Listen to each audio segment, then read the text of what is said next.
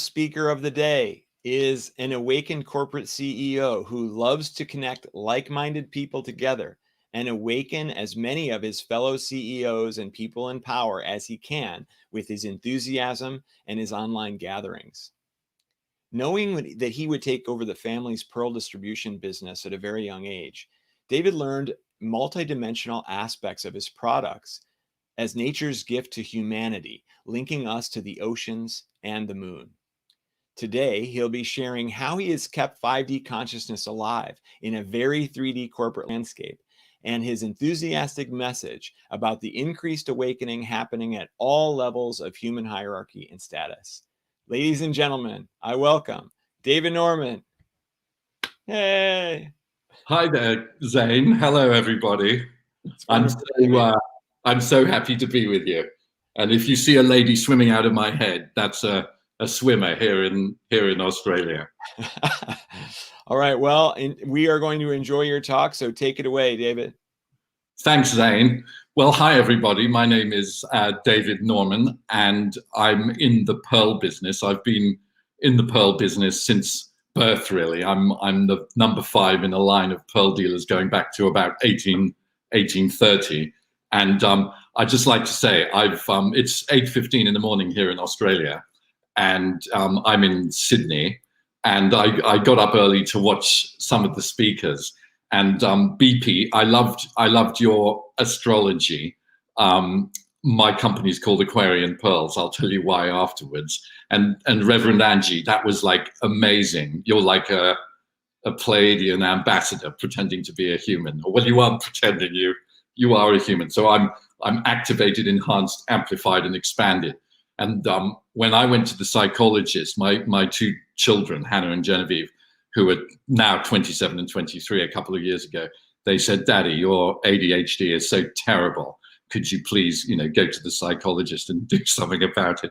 So I've always had a problem with, being present and a bit of ADHD. And when I went there, I filled in the forms, and he said, "You're the worst case I've ever seen, but you're also the highest functioning. And you can try the medication if you want, but you can also not." So I did try it, but I just got terrible pains at the back of my neck, and it wasn't really, the best for me. But the speaker tomorrow at 8 o'clock in the morning Australian time, so you're 6 p.m. in America on the East Coast, and I think that's 3 o'clock in the afternoon in California. Karen Swain introduced me to Xane, and I was blown away by Xane and Zane's joie de vivre and everything he does. And Karen has been a friend and a spiritual teacher here in Australia for 30 years. And just before this started, I texted her and said, "What does ADHD stand for?" And she said, "It's already dialed into higher consciousness." So my personal journey from 5D, 3D on this planet is that I had a very conventional life. I was born in London. I went to English boarding school. When I came out, I was nearly 18. I went to live in Japan for 2 years in Tokyo to learn the business. And I discovered nightclubs and girls and drinking and had a great time. Then when I was 20, I was offered a job in Australia. So I came here, and there was more nightclubs and girls and drinking. And when I was 22, sort of drunk out of my mind in a nightclub, this is back in, 1985.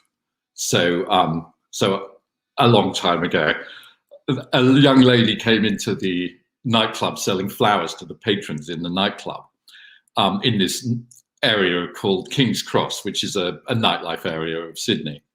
And I asked her for her phone number. She was very intriguing.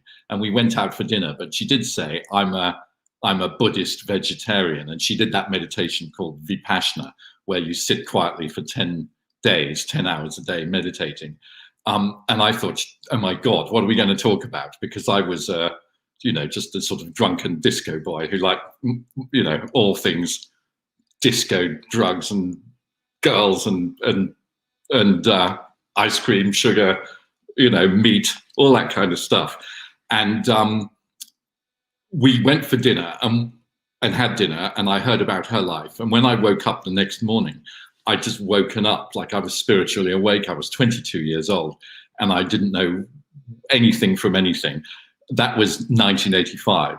And we, or 1986, anyway, back in time. And my journey started. I immediately started seeing ants everywhere and life force in flowers. And I knew there was a God or a creator or whatever we call it, you know, just the universe, that was a definite thing that ran everything. And my journey started almost immediately. And if I could say what my journey's been, I'd have to say it was the universe doing for me what I can't do for myself. And so whenever I needed to learn something, it would present itself, and the next right thing happened. And so for me, the business of bringing 5D into 3D is actually, the job is that every human being on the planet needs to be themselves. And I did a lot of Shakespeare. Angie, I've got my water with essential oils in, because you took me to another place. So I'm trying to be super grounded. I'm coming back. So this galactic consciousness this year, though, I must say it's quite hard to be here now and to be present. And I was very impressed with the presence of the speakers that I watched overnight too. That you were all super, super here. And I found that one day in this spiritual awakening time when I was very young, I looked up at the planet Venus and I said, I don't know where it came from within me, but I said, I'm not coming back this lifetime. I'm going to stay here on Earth and do whatever you want me to do. And basically, it's a bit like an episode of Seinfeld, I reckon. You wake up every morning and you just say, what do you want? And the universe just puts all the people and the experiences in your way.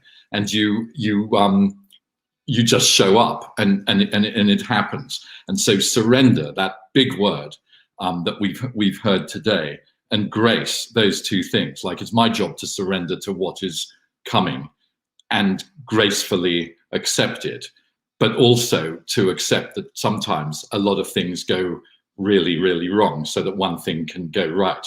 And I heard that on a tape from our beautiful lady, Carolyn Mace, who told an amazing story how she had swapped a pearl necklace for a box of chocolates in Moscow in communist times when she was there working as a medical intuitive. And then she was, a few days later, she had been put in a room, everything had gone wrong on her trip, and she'd been put in a room with a cancer patient. And the cancer patient was Russian, didn't speak English, and Carolyn only spoke fluent American, or English, Carolyn, only joking if you're watching. And they communicated by love, really. Carolyn gave the lady a healing and they swapped. And I thought to myself, if I ever meet that woman, I'm going to give her a pearl, being a pearl dealer. And we met in Sedona a couple of years ago. And Carolyn was like, you don't know how much I love pearls, and introduced me immediately to an amazing Egyptian kind of lady who lives in Minneapolis called Lenny, who is into Egypt and all things Egyptian, who had just asked the universe to send her a pearl dealer. And then we had this amazing friendship strike up. And it really is. So life is like so accidental, and so much of it is just turning up. But I think the way 5D manifests for me is when I'm talking to people in my sort of corporate life, where people not everyone, if I start talking about galactic consciousness and I'm a Pleiadian, get me out of here and stuff like this, people aren't really that, well, they think I'm a bit mad. My darling cousin Sam, who's 81, said to me the other day, I wouldn't mention that to your corporate friends. They might think you're mad. But actually, the truth is, it's good to mention a lot and be myself. And if somebody wakes up along the way from hearing this sort of stuff, then good thing, And when I was woken up, when I was 22, I attributed my magical powers to the young lady who I thought woke me up. And I sort of became like her and thought she was God, or goddess, which of course we now know everybody has got a bit of God inside them, and we're all connected. And just the other day, I had this amazing dream where I saw this incredible bright light, and I realized the light was in me and it was in every other human. And while we're being human, the light upstairs, it's all connecting and putting people together. And so really, it's more of just having to, to show up.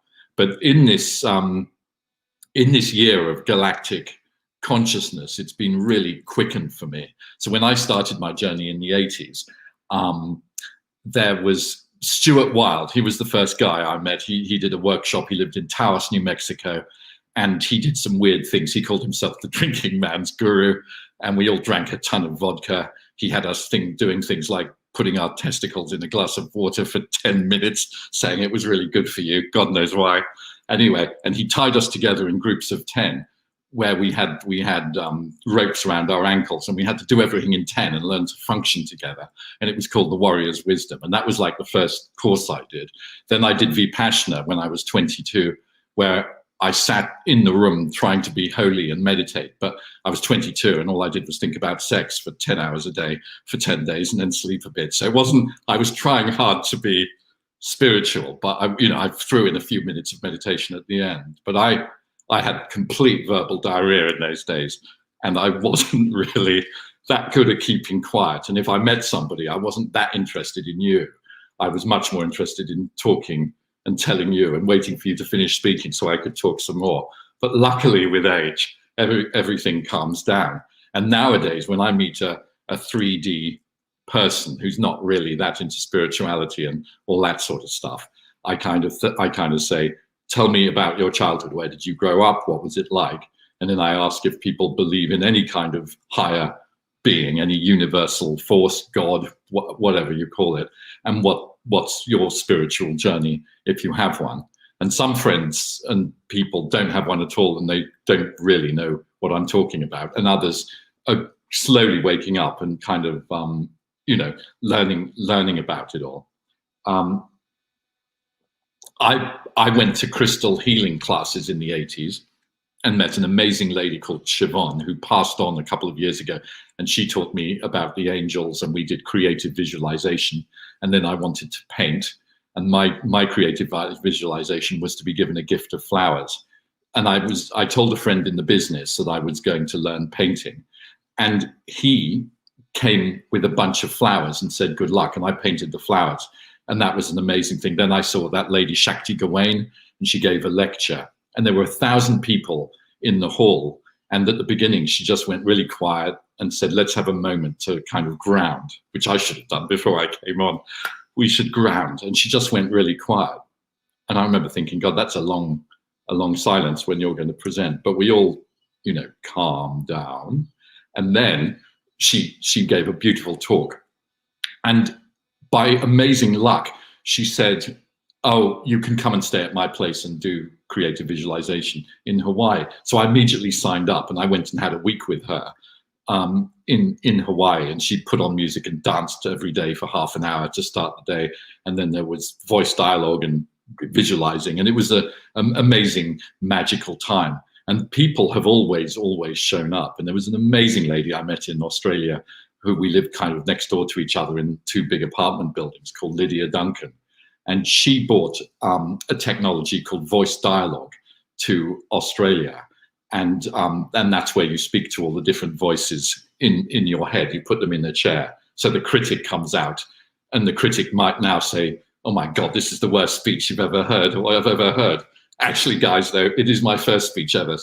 Which is why I'm so kind of super excited, because I've done loads of lectures about pearls, which is kind of like falling off a log for me. Buy a pearl today. They're bright and shiny and beautiful and have amazing energy. But this is what really, this is my secret passion. Well, it's not secret, but it's the job of bringing spirituality to humanity. And the whole journey, really, with all these, I've been a bit name dropping of some of these people, but really the journey for a normal citizen is from fear into love.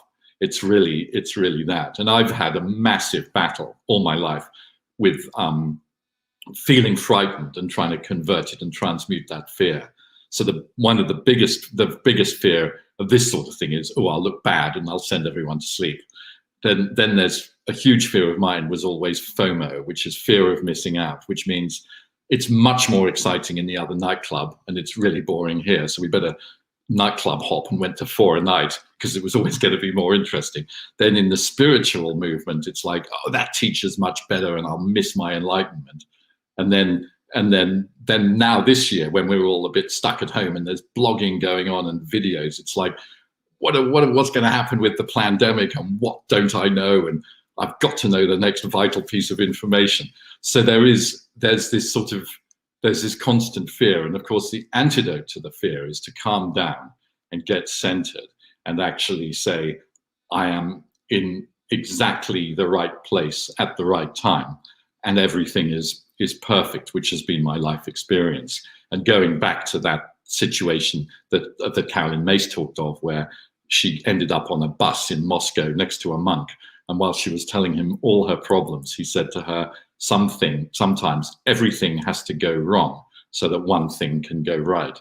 And that is so much the case in life. When I look back at the things that were the worst things to happen, they very often turned out to be the best.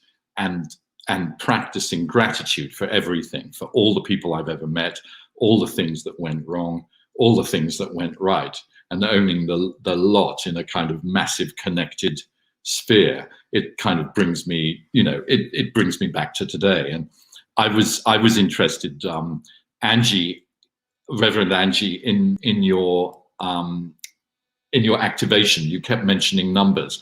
And this last year, I keep seeing 911, like 911. I look at the phone, it's 911, it's 1111, 333, 444. The amount this has happened this year, or maybe 2 years, I think it's part of the mass activation and the quickening going on, And I feel so much we this year.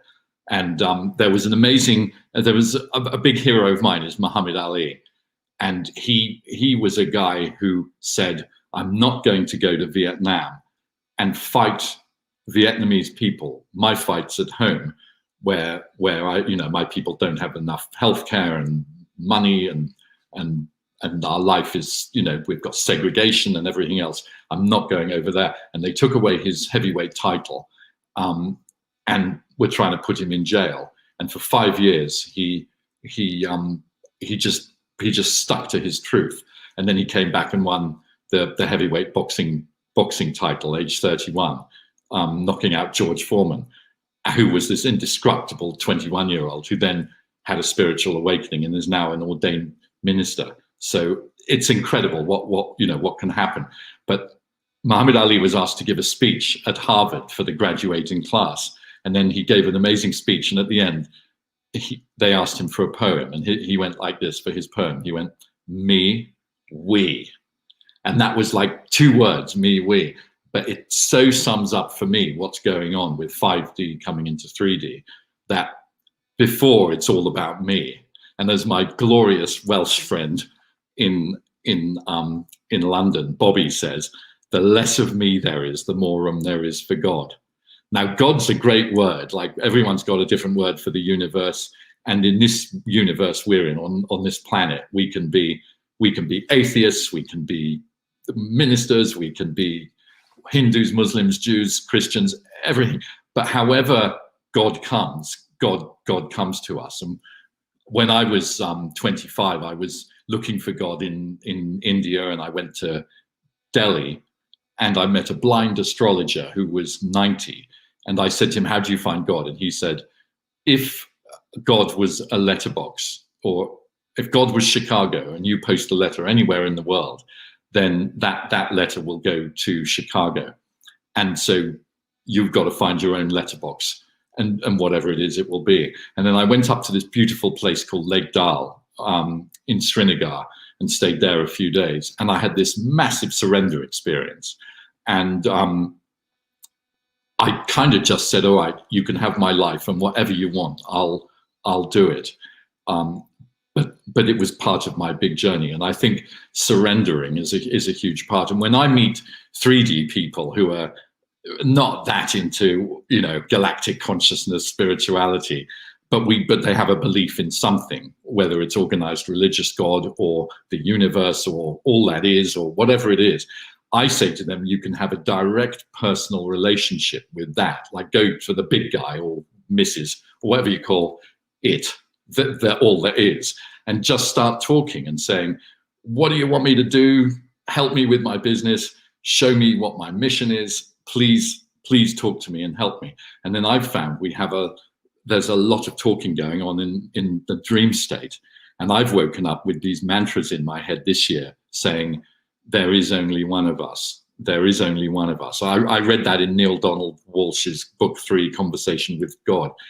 But when I'm feeling separation, like I'm out and about with normal humans and I'm thinking, God, he's boring, or, God, I'm fat, or whatever thing, I say to myself, there is only one of us. And that unity consciousness that was much more eloquently spoken about by previous speakers of what's coming, like John Lennon's song Imagine, where he said, imagine all the people living for today. I've always been a bit hard at staying in today. I used to regret the past, then I was worried about the future. And I know this will be on the internet. So David, in the future, you're doing okay, baby. Hi there. But actually being here now, imagining this amazing world that we're all coming into, I feel hyper confident it's going to be amazing. And although there's masses of fear on the planet, we can just go about our everyday and smile, and you see all these amazing babies and children pouring into the planet, and there's like light workers everywhere. There's incredible cats and dogs, and there are these butterflies that they've got these piffly little brains, but they can go from America to South America and back and land on the same tree, monarch butterflies. And there's this incredible amount of life within flowers and trees that are giving off all this energy. And the ocean, I'm obsessed with whales personally, and dolphins. I kind of love whales, and I kind of think if I could be anything other than human, I'd like to be a blue whale. Although I don't want to go near whales in Japan or something, but I think that might be quite an existence. Although just eating krill all day, I don't know, it could get a bit boring. I don't get a lot of high-grade cacao and chocolate or something, but they are the embodiment, apparently, of 5D in the 3D world, and they're constantly awake and aware and doing their stuff. There's so much synchronicity in this field that we're operating in, and in the flow, and there are so many galactic beings, like presenters in the workshop, that although the fear that's in the world that I see every day with what's going on this year is rampant and high, I kind of feel like we're coming into this amazing global awakening. And I've made a new company last week with my dear friend Chrisandra, who lives in Darwin at the top of Australia, and we're calling it Woken World. And we're going to, as well as Pearls, we're going to host events and do whatever we can to contribute to this global awakening that's going on with individuals. And I feel so lucky to be a Pearl dealer. I know it's a very amazing incarnation, this one, that I got to grow up in England, where at my boarding school, I went when I was 7, and you were not meant to cry. So we quickly could dump down our emotions and sort of be a bit stodgy in English. In those days, that was the 60s and the early 70s. And then I got to go and live in Japan, and then I came to Australia. And this whole journey of awakening has been so much about kind of just saying what's going on day by day. It's such a big healing, whether I'm feeling bad or feeling good, but just to share it with people and say this is what's going on. It's like a really vital job. I've been very lucky in the pearl business itself. Pearls have an amazing energy, and they were in oysters. Any oyster that's irritated by something that gets stuck in it makes a pearl. So before 1900, all pearls were what we'd call natural. Then in 1906, Kokichi Mikimoto in Japan invented cultured pearls, where you put a bead into a host oyster and it's irritated, so it coats it with nacre, which is the actual pearl coating. And then they discovered that they could make pearls in Australia, they make them in China, they make them in the Philippines, in Indonesia, in French Tahiti, and anywhere you've got oysters, in theory, you could make pearls. And they're an amazing thing, because when you look at a pearl, I had some on for my interview with Xane, but I haven't got them on today. But when you look at pearls, they have this amazing iridescence and this rainbow play of colors. And just in the last few weeks, I was guided and felt it was right to make shell essences with pearls. So there's a beautiful lady called Nancy and an amazing Pleiadian dude called Jack, and they've both taken pearls away, and they're making pearl shell essences for me with different essences. And just this week I've learned about essential oils, and you can put them on. This one I've got this one called Valor, which makes me brave to do my speaking. And they smell amazing, and they enhance everything. So everything carries a vibration and the power. And I've noticed we sell the pearls on TV out of Atlanta, Georgia, and London, and here in Sydney. And whenever the models or the staff put the pearls on to do TV shopping, they always kind of go and feel more regal and amazing.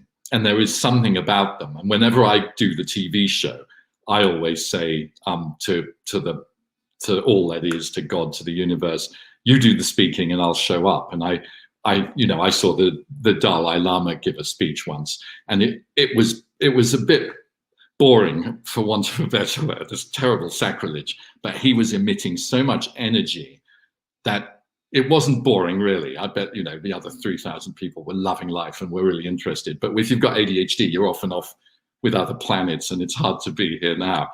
But his energy was so awakening that really he could have read the phone book and it wouldn't have mattered, but he was talking the noble truths, So I've got to say, I'm completely loving life being with everybody today.